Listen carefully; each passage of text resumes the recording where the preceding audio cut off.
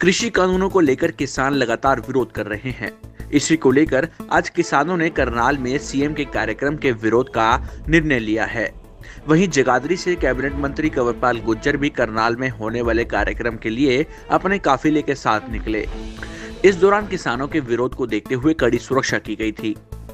Cabinet मंत्री कंवरपाल गुर्जर ने media से बात करते हुए किसान आंदोलन पर अपनी बात कही।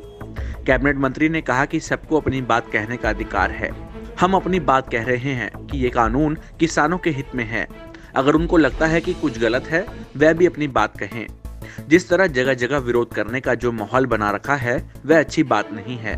कैसे देखो, हमारा कहना यह है कि भाई सब अपनी बात कहो। उनको भी अधिकार है, वो भी अपनी बात कहें। अगर उनको कुछ कानून में कमी लगती है ना जी, तो वो भी अपनी बात कहें और हम भी अपनी समझाने की बात कहेंगे। हम ये कहेंगे कि भाई कानून ठीक है, उससे ये हित है। और अगर उनको कोई गलत लगता है, वो भी अपनी बात कहो। लेकिन जिस तरीके का उन्होंने माहौल बना रखा, वो अच्छी बात नहीं है कि जिस प्रकार से हर जगह मान लो झगड़ा करने का है। और अब उसके बाद क्या कह रहे हैं कि भाईचारा खत्म कर रहे हैं। अब ये भाईचारा तब तक रहेगा जब तक उनकी बात मानोगे। ये भाईचारा तब तक रहेगा जब तक उनके पीछे चलोगे। ये भाईचारा तब तक ही रहेगा जब तक आप किसी की बात नहीं सुनोगे। जैसे ही आप किसी की बात सुनोगे या तो उनसे सवाल करोगे तो भाईचारा खत्म। आप उनसे क्वेश्चन पूछोगे, भाईचारा खत्म। आप किसी और की बात सुनोगे तो भाईचारा खत्म। तो ये कैसा भाईचारा है? कैबिनेट मंत्री कंवरपाल गुर्जर ने कहा कि प्रजातंत्र में चुने गए प्रतिनिधियों को कानून बनाने का अधिकार दिया गया है। ये लोग चाहते हैं कि उन्हें कानून बनाने का अधिकार मिले। मंत्री ने कहा कि जो भी इनके किसान नेता हैं, वे आने वाले सरपंच का चुनाव लड़ लें। सच्चाई उनके सामने होगी कि कितने किसान उनके साथ हैं। अब देखो, प्रजातंत्र में ना जी, एक लोग फैसला करते हैं कि कानून कौन बनाएगा। आपने पार्लियामेंट का सदस्य चुना, उससे कहा कि जब हमारा कानून बनाइयो भाई, तो आपने चुन कर भेज दिया। अब दूसरे ने कह रहे कि कानून बनाने का राइट इनके दे दो। तो जिसकी 1% वोट पड़ी हो, जिसकी 2% वोट पड़ी हो, अब वो कहा कानून बनाने का राइट उससे दो। अब चुड़ूनी ने कितनी वोटा पड़ी थी? 2.5 या 3%। 97% लोगों ने था कि यो नहीं वो बना सकता। टकैत की कितनी वोटा पड़ी थी? लगभग लोग कहेंगे 5%। तो 95 दी खिलाफ। वो कहे कानून बनाने का राइट मुझे दो। चुड़ूनी कहे कानून बनाने का राइट मुझे दो। पंजाब वाले कह रहे कानून बनाने का राइट मुझे दो। गांव के लोग मेंबर नहीं बना रहे, सरपंच नहीं बना रहे, पर ने कहेंगे पार्लियामेंट वाला काम हमारे जुम्मा लगाओ, हम करेंगे। तो लोगों ने फैसला कर रखा भाई कानून कौन बनाओ, उन्हें कानून बना दिया।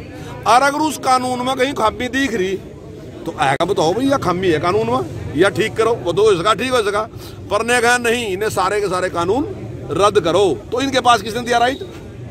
देश की जनता चुनाव करती है। चुनाव करने के बाद वह राइट देती है कि ये लोग हमारे प्रतिनिधि हैं इनके।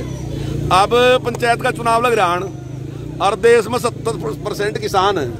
तो मेरा इन किसान यूनियन वालों से कहना है कि जो इनके नेता हैं, सरपंची का इलेक्शन लड़ लो, पता चल जाएगा। सरपंची में ही चल जाएगा पता कितने किसान साथ हैं इनके।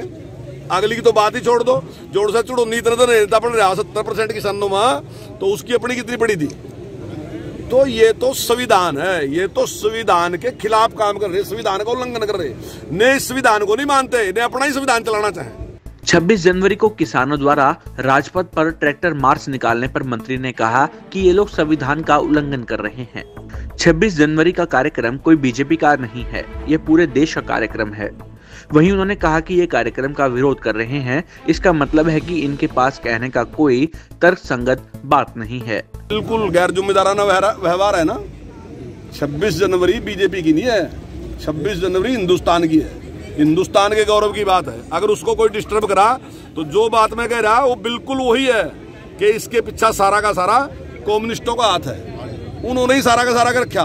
उन्हें हमारे गौरव में कहीं गौरव नहीं देता। 1962 की बात पता करके देख लो, जब लड़ाई थी ना, तो उन्हें कम्युनिस्ट जो कहे थे कि क्रांति भारत तो आई गई, अंदर से तम कर दो हैं। आज भी किसी कम्युनिस्ट से पूछियो जो भारत की जमीन पर कब्जा कर रखा है ना, तो वह आज भी यही कहें कि वो ठीक कर रखा चाइना ने कब्जा।